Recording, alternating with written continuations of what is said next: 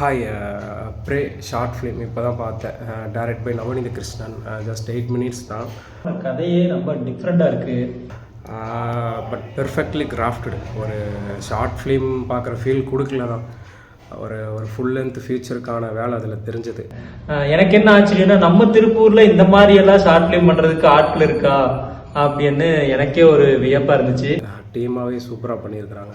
The narration was good.